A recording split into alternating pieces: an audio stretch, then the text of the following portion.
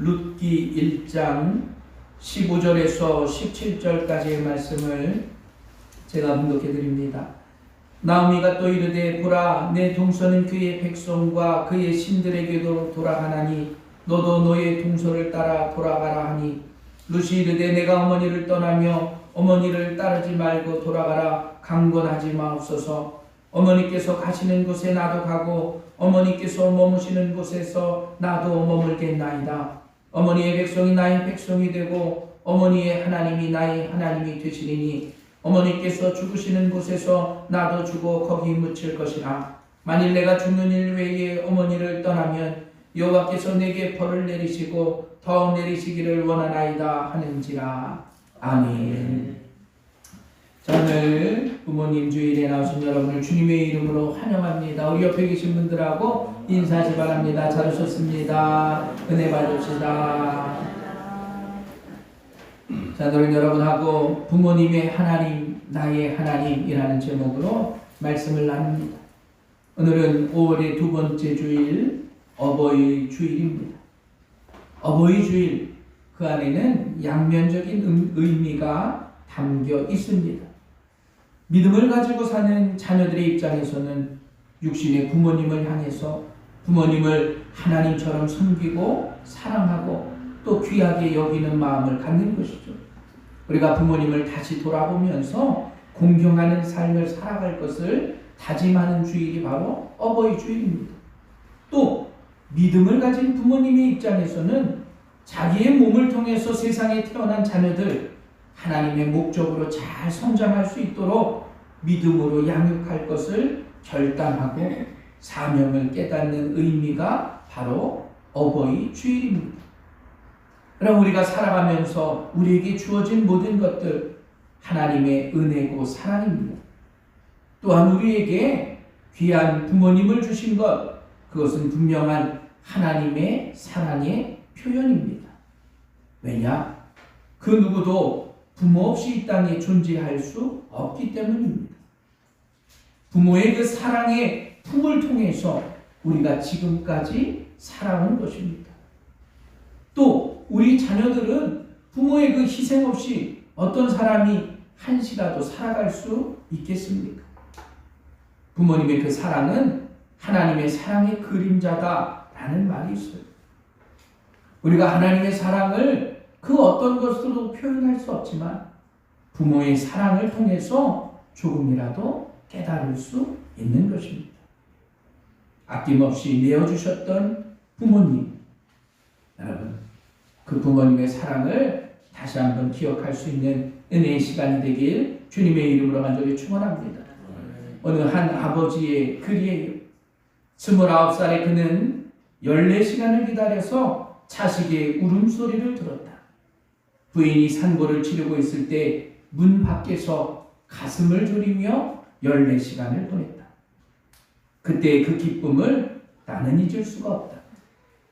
37살에 자식이 초등학교에 들어가 우등상장을 타왔을 때 그것을 액자에 걸어서 방에 걸어놓고 볼 때마다 쳐다본다.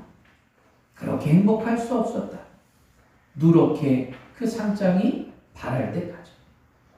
48살에 자식이 대학에 입학한다고 입학시험을 치르게 될 때 아버지는 직장에 출근했지만 하루 종일 일이 손에 잡히지 않았다. 이렇게 가슴 울렁이고 초조한 날은 없었다.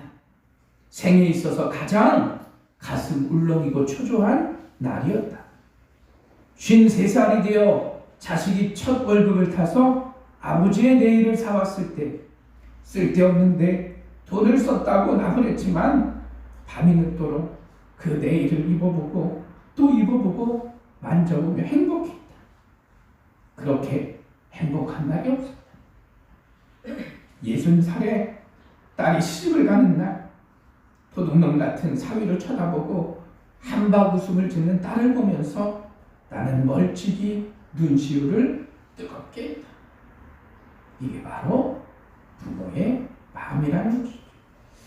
어떻게 보면 자식 잘 되기를 바라는 그 마음, 부모의 그 간절한 마음, 그것이 너무나 귀한 것입니다. 유명한 그리스도인인 메가더 장군이 아들을 위한 기도문을 여러분 아실 겁니다. 그 첫 마디는 이렇게 시작합니다. 내게 이런 아들을 주시옵소서. 그리고 맨 마지막에 이렇게 고백합니다. 그리하여 나 그의 아버지는 내가 세상을 헛되이 살지 아니하였다 라고 속삭이게 하여 주옵소서. 자식을 통해서 내가 한 생애를 헛되이 살지 아니하였다 고백하는 것입니다.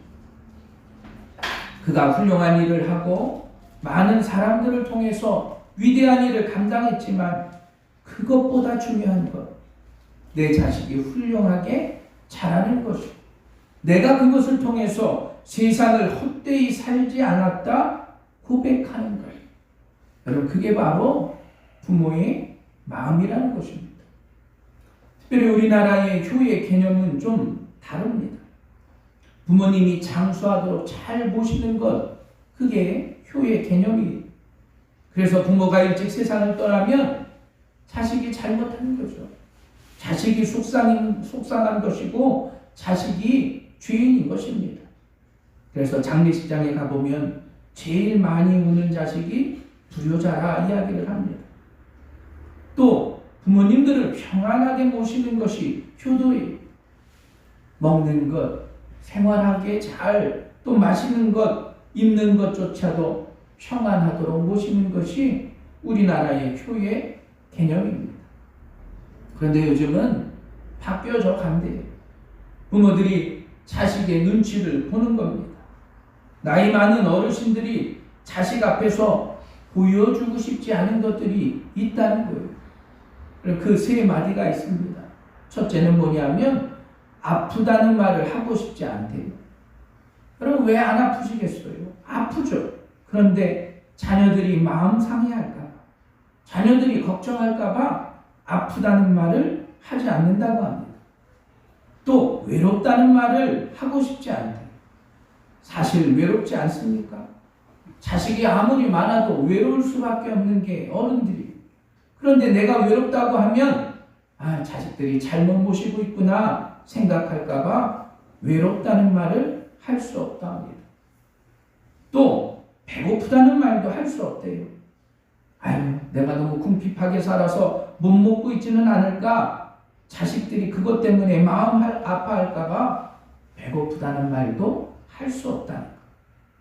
이게 바로 부모님이 하고 싶지 않은 말이고 조심스러운 말이다. 여러분, 그게 바로 부모입니다. 어떻게 보면 평생을 자식을 위해서 헌신하고 사랑을 전해줍니다. 성경은 부모를 즐겁게 하라 우리에게 명령합니다. 내 자신이 부모의 길을 즐거워하라, 기쁘게 해드려라. 역시 우리 또한 그 성경의 말씀을 순종하고 따라야 될 성도들입니다. 여러분, 어버이를 섬기고 사랑하는 것, 그것은 하나님이 창조하신 창조의 섭리입니다. 그리고 하나님이 우리에게 명령하신 것입니다. 창조의 질서를 보존해 나가는 중요한 부분이 바로 그것입니다. 특별히 우리 기독교는 부모에 대한 자식의 거룩한 의무, 또 그 부모에 대한 책임에 대해서 우리에게 전해주고 있습니다. 부모를 사랑으로 공경하는 것, 자식을 사랑으로 양육하는 것, 그것은 우리가 꼭 해야 될 믿음의 모습입니다. 명령이고 거룩히 지켜나가야 할 일이라는 것입니다. 오늘 우리에게 주신 그 부모님의 사랑을 기억하는 어버이 주일입니다. 그리고 다시 한번 부모님들의 그 사랑을 깨달을 수 있는 우리 지혜로운 믿음의 성도들 되시길 주님의 이름으로 간절히 축원합니다. 자, 오늘 본문의 말씀은 한 어머니의 사랑의 이야기입니다. 또 그 어머니의 사랑을 통해서 한 여인의 인생의 삶의 시작과도 같은 일들입니다. 오래전 이스라엘에 살던 한 나옴이라는 여인이 있었습니다. 남편과 두 아들을 가지고 그가 살던 베들레헴에 흉년이 들었어요. 먹고 살 길이 막막합니다. 그리고 고향을 떠나기로 결심해서 모압 땅까지 가게 돼요. 모압은 지금의 요르단입니다. 사해 바다 옆에 있는 그곳. 그런데 그곳을 갔을 때 더 나쁜 일이 생긴 거예요. 남편인 엘리멜렉이 죽고 두 아들도 세상을 떠나게 됩니다. 나오미 그리고 두 며느리밖에 남지 않아요. 며느리들에게 사랑하는 딸들아, 너희 남편도 죽었으니까 너희도 이제 친정으로 가라. 큰 며느리는 어머니의 말에 순종해서 자신의 고향으로 돌아갑니다. 그런데 둘째 며느리는 끝까지 떠나지 않아요. 그리고 그 어머니와 살기를 다짐합니다. 그 여인이 바로 룻입니다. 어떻게 보면 인류 역사상 어머니와 그 며느리와의 관계 속에서 가장 아름다운 이야기일 것입니다. 룻은 나중에 좋은 남편을 만납니다. 이스라엘의 왕의 조상이 되어 꿈과 같은 이야기입니다. 시어머니와 며느리와의 그 아름다운 사랑, 또 그 어머니를 사랑하는 며느리의 효도, 이후에 부부의 애틋한 사랑과 나중에 늙어가는 나오미에게 기쁨을 주는 손자와 그 후손들의 이야기까지, 어떻게 보면 하나님이 한 가정을 축복하시고 그 가문에 놀라운 은혜를 끼치는 이야기입니다. 여러분, 우리의 가정이 이러한 축복의 이야기의 주인공들이 되길 주님의 이름으로 간절히 축원합니다. 여러분뿐만 아니라 여러분의 믿음의 자손들, 그 후손들에게도 하나님께 영광을 돌려드릴 수 있는, 하나님께 칭찬을 받을 수 있는, 세상 사람들에게 복의 근원이 될 수 있는 믿음의 가정들이 되시길 주님의 이름으로 간절히 축원합니다. 그렇다면 이를 위해서 가장 중요한 것이 무엇일까? 부모에 대한 사랑이라는 것입니다. 여러분, 룻의 입장에서 한번 생각해 봅니다. 이미 남편을 잃었습니다. 시아버지도 돌아가셨어요. 가난한 시어머니 혼자 남습니다. 여러분, 이 여인에게 무슨 희망이 있겠습니까? 재산이 있을까요? 자식도 없어요. 남편도 없습니다. 아무런 희망도 재미도 없는 그에게 늙으신 어머니 혼자 남은 것입니다. 룻이라고 하는 여인의 인생은 길지 않겠습니까? 시어머니가 돌아가라 하면 자신의 인생을 새로 시작하면 되는 것입니다. 그런데 이 여인은 돌아가지 않습니다. 아무 희망도 없는 그 어머니를 떠나지 않고 따릅니다. 여러분, 그게 쉬운 일이 아니라는 거예요. 아무것도 없는 그 시어머니를 떠나지 않고 끝까지 내가 어머니와 함께 하겠다 고백하는 것입니다. 자, 오늘 그것이 본문의 말씀이에요. 16절 말씀 봅니다. 룻이 이르되 내게 어머니를 떠나며 어머니를 따르지 말고 돌아가라 강권하지 마옵소서. 어머니께서 가시는 곳에 나도 가고 어머니께서 머무시는 곳에서 나도 머물겠나이다.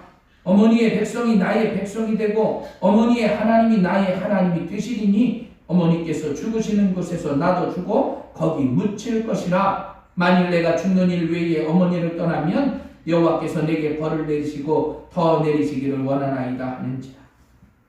오늘 룻은 정말로 중요한 고백을 합니다. 내가 어머니를 떠나지 않겠다. 그 이전에 먼저 그의 고백은 뭐냐? 어머니의 하나님이 나의 하나님임을 고백했다는 거예요. 어머니가 나와의 관계 속에서 어머니의 그 하나님이 나의 하나님이신데 내가 어떻게 어머니를 떠나냐는 겁니다. 여러분, 자식이 없어 사는 사람이 있어도 어머니 없이 태어난 사람은 없습니다. 결국 성경 안에서 많은 사람들, 훌륭한 사람들의 배후에는 어머니가 있었어요. 훌륭한 부모가 있기에 훌륭한 자녀가 나온 겁니다. 스스로 된 사람이 어디 있습니까? 부모를 하나님과 같은 분이라 성경은 우리에게 분명히 말해주고 있습니다. 하나님은 유일한 창조자이세요. 그리고 그 창조를 이 땅에서 마치 대행하는 사람, 그 사람들이 바로 부모님 아닙니까? 하나님께서 태초에 아담과 하와 그 두 사람을 만드셨지만 그 이후의 모든 사람들은 부모를 통해서 이 세상에 오게 된 것입니다. 하나님의 그 창조의 위대한 일, 그것을 부모가 감당하는 것입니다. 또 낳기만 했습니까? 낳기만 하고 끝난 것이 아니에요. 그 자녀들을 양육했다는 겁니다. 어머니는 자식을 피 흘리며 낳고 피 말리며 양육한다는 말이 있어요. 낳는 것으로 끝나는 것이 아니라 인생의 피를 말리며 아이들을 키워가고 있었다는 겁니다. 여러분, 인생을 살아가다 보면 많은 경험들을 하게 됩니다. 때로는 어려움과 고통 가운데서. 그런데 한번 생각해 보세요. 마지막에 남는 사람은 누굽니까? 가족과 부모님뿐 아니겠습니까? 이 세상에 그 누구도 내 친구가 아니고 나를 변호해 주지 않지만 부모는 끝까지 나의 친구이고 변호인일 수밖에 없습니다. 모든 사람이 나에게 손가락질을 하고 의심을 해도 부모는 나를 믿어주는 사람입니다. 모두가 다 실망한다고 해도 부모는 남아있는 거예요. 마치 살인자의 부모도 그 자녀를 안아줄 수밖에 없는 거죠. 주님도 마찬가지입니다.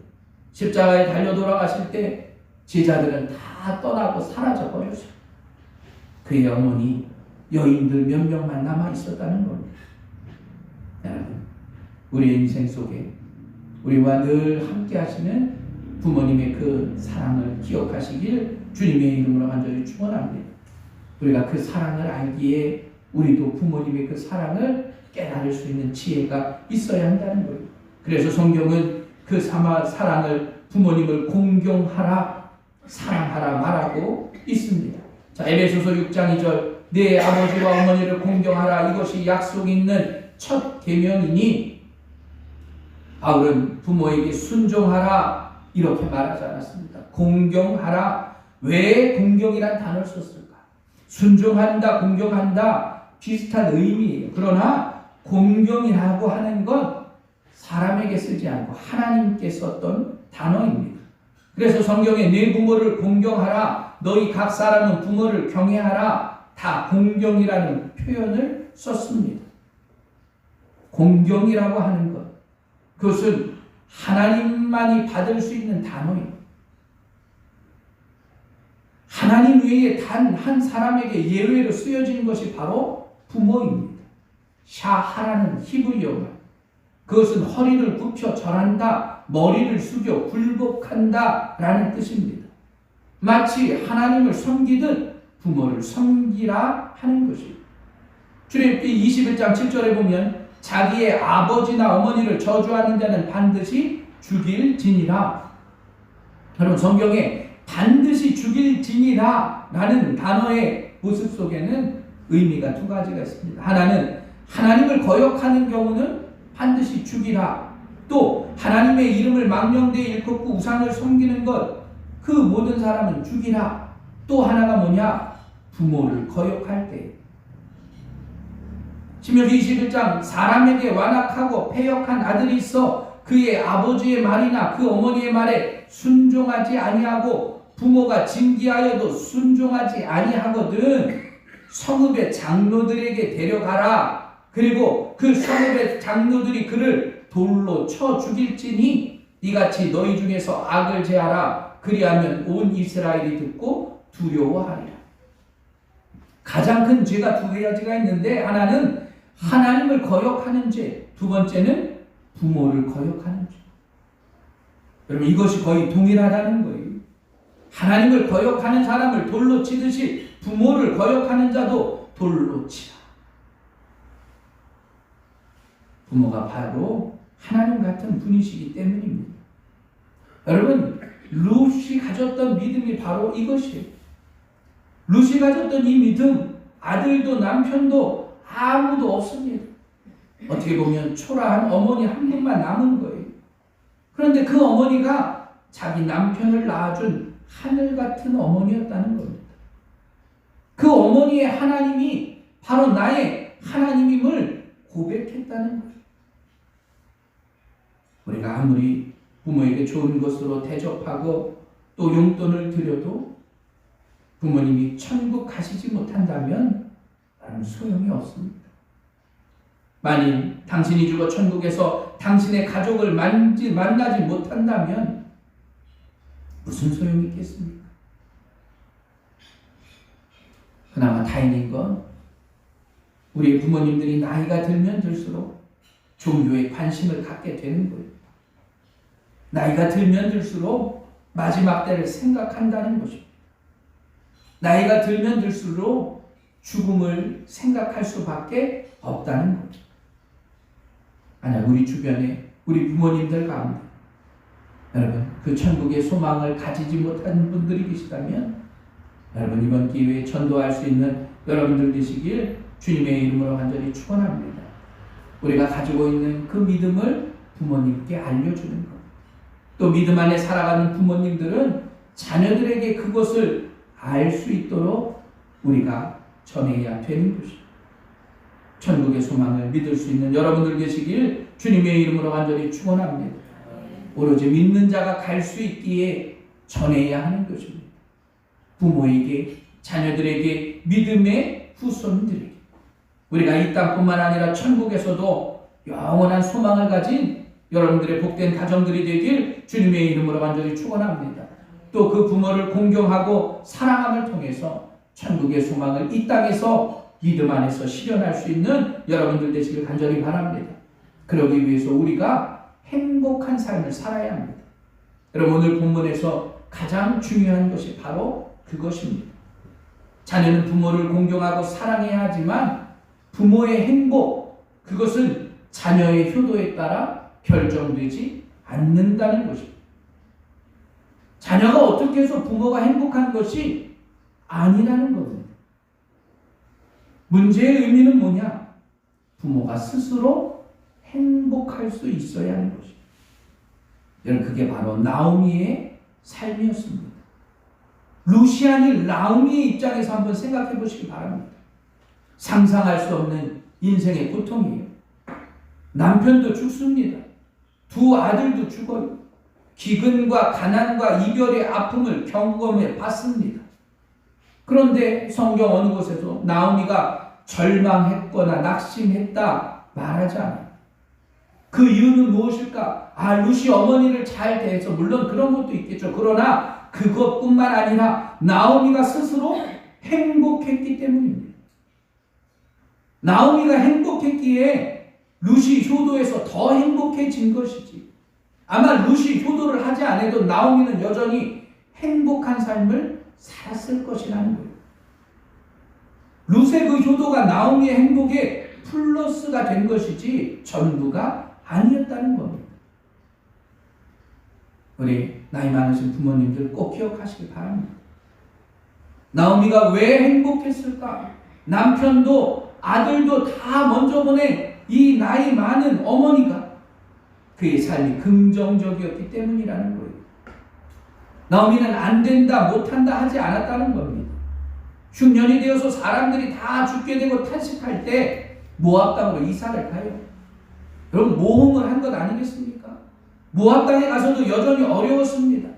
두 아들을 장가 보내요. 그런데 그 자부들은 다 모압 사람, 이방인입니다. 그런데 나오미는 거절하지 않았어요.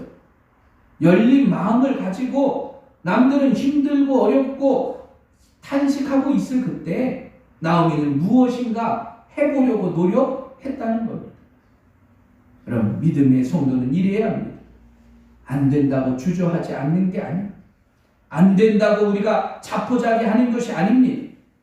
현실을 받아들이고 그 안에서의 행복을 찾는 것, 그게 믿음의 삶임을 여러분 모두가 기억하시길 간절히 바랍니다. 여러분 가난하면 가난한 대로, 부유하면 부유한 대로, 기쁘면 기쁜 대로, 슬프면 슬픈 대로 우리에게 주어진 삶의 모습들이 있다는 거예요. 연세가 많은 분들도 꼭 기억하시기 바랍니다. 우리가 나이를 먹으면 먹을수록 받아들여야 하는 것도 있어요.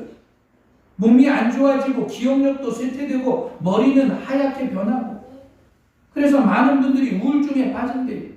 예전엔 안 그랬는데, 젊었을 때. 그런데 나이가 먹으면 어쩔 수 없는 겁니다. 전도서 12장 3절에 보면 육체의 쇠퇴를 말해요. 맷돌질하는 자들이 적어져요. 치아가 약해져서, 치아가 나빠져서 잘 먹지도 못합니다. 음악을 하는 여자들이 다 쇠해져요. 이제 나이 들으면 노래할 일도 없어집니다. 살구나무가 꽃이 필 것 같아요. 머리가 하얗게 쇠어져 갑니다. 메뚜기도 짐이 돼요. 메뚜기 한 마리조차도 짐이 될 수조차 없어요. 새의 소리로 인해서 일어난다. 잠자는 시간이 줄고 잠을 깊이 들지 못하는 겁니다. 여러분, 그게 나쁜 건가? 아닙니다. 자연적인 거라는 것이죠. 아무리 속상해도 환경은 바꾸지 않습니다. 노화라고 하는 건 젊음을 잃어버리는 것이 아니라 새로운 세계의 삶을 살아간다는 거예요. 히브리어로 노인이라고 하는 것, 자켄이라는 것에는 세 가지의 의미가 있습니다. 하나는 수염이, 나이가 들면 수염이 생기는 것이죠. 또 하나는 익었다, 숙성했다. 늙은 것이 아니라 내 삶이 점점 무르익어 가는 거예요. 과일이 성숙해져 가듯 우리의 인생이 성숙해져 가는 겁니다. 또 세 번째로 자켄을 한 음적을 풀이하면 자는 예스입니다.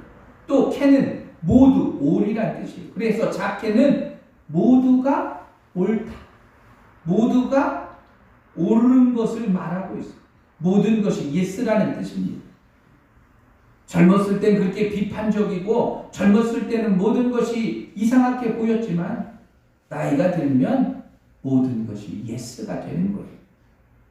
여러분, 그게 바로 우리의 인생의 마지막에 삶의 모습이 되어야 합니다. 인생을 어떻게 긍정적으로 보느냐, 우리 인생의 삶이 바뀌게 되는 것입니다. 사람이 늙고 젊음은 여러분 나이에 있지 않음을 기억하시기 바랍니다. 나이는 우리가 얼마를 살았느냐 하는 척도일 뿐입니다. 이 사람의 늙고 이 사람의 젊음을 평가하는 것이 나이가 아니라는 거예요. 사무엘 울먼의 청춘이라는 글에 이렇게 기록되어 있습니다. 청춘이란 인생의 어느 기간을 말하는 것이 아니라 마음의 상태를 말하는 것이다. 세월을 거듭하는 것만으로 사람은 늙지 않는다. 그 마음의 꿈과 이상을 이룰 때 사람은 늙는다. 세월이 흘러서 생기는 것은 피부의 노화지 정신의 노화는 아니다. 피부가 늙어서 노인이 되는 것이 아니라 정열이 사라져서 노인이 되는 것이다. 사람이 늙고 젊음은 그 마음의 태도에 달려있다. 사람은 신념을 가질 때 젊고 의심을 가질 때 늙는다. 사람은 자신을 가질 때 젊어지고 두려움에 사로잡힐 때 늙는다. 사람은 희망을 가질 때 젊어지고 절망을 가지면 늙게 된다. 여러분, 신념을 가지고 우리가 가지고 있는 희망을 가지고 살아가실 수 있는 우리 믿음의 성도들 되시길 주님의 이름으로 간절히 축원합니다. 우리의 믿음의 부모님들이 또 육체의 부모님들이 이러한 기쁜 마음으로 행복한 하루하루의 삶을 살아가시길 주님의 이름으로 간절히 축원합니다. 그러기 위해서 우리의 믿음을 잘 지켜나가야 합니다. 천국의 소망을 알지 못하는 부모님들에게 그 소망을 전해주시길 바랍니다. 또 믿음의 부모님들은 우리의 자녀들이 그 소망을 깨달을 수 있도록 기도할 수 있는 우리 믿음의 부모님들이 되시길 주님의 이름으로 간절히 축원합니다. 오늘 어버이 주일을 맞이해서 자식들의 입장에 있는 그리스도인들은 하나님의 명령에 따라서 부모 공경을 새롭게 깨닫고 다짐할 수 있게 되길 간절히 바랍니다. 또 부모님의 입장에 있는 분들은 자녀들이 하나님의 명령을 쫓아서 그 모든 것들을 깨달을 수 있도록 자녀를 더욱더 귀하게 양육할 수 있는 믿음의 부모님들이 되시길 간절히 바랍니다. 이것은 우리에게 맡겨주신 신성한 의무입니다. 또 하나님이 약속하신 축복의 씨앗입니다. 여러분, 이 축복의 씨앗을 통해서 우리의 가정과 또 우리의 가문, 우리의 믿음의 후손들에게 부모 공경, 하나님 공경임을 깨닫고 그 은혜 안에 나아갈 수 있게 되길 간절히 바랍니다. 기도하겠습니다. 거룩하시고 자비로우신 아버지 하나님, 육신의 부모에 대한 귀한 은혜를 깨닫게 하시고 저희들 이 시간 부모님의 그 사랑을 다시 한번 기억하고 다짐할 수 있게 은혜를 더하여 주신 것 감사합니다. 부모 공경 새롭게 깨닫고 다짐할 수 있는 저희들 되게 하시고 부모님의 입장에서 세상을 바라보게 하시고 하나님의 명령을 쫓아 나아갈 수 있는 저희들이 되도록 인도하여 주시옵소서. 우리의 가정과 자녀들 지켜주시고 특별히 믿지 않는 부모님들에게 은혜 더하여 주시고 또 우리의 믿음의 자녀들에게 천국의 소망을 가질 수 있도록 도와주시옵소서. 우리에게 약속하신 축복의 놀라운 은혜가 우리의 가정과 자녀들에게 더하게 하여 주옵소서. 이 모든 말씀 예수님의 이름으로 기도합니다. 세상에 아멘. 빛과 소망으로 오신 구원자 되신 우리 주 예수 그리스도의 크신 은혜와 우리를 사랑하사 당신의 전부이신 독생자를 보내주신 하나님의 무한하신 사랑과 오늘도 십자가를 외면하지 않고 감당하도록 힘주시는 성령의 교통하심이 어두운 세상의 밝은 빛을 비추기 위해 세상을 향해 나아가 영원히 함께 하시기를 간절히 축원합나이다. 아멘.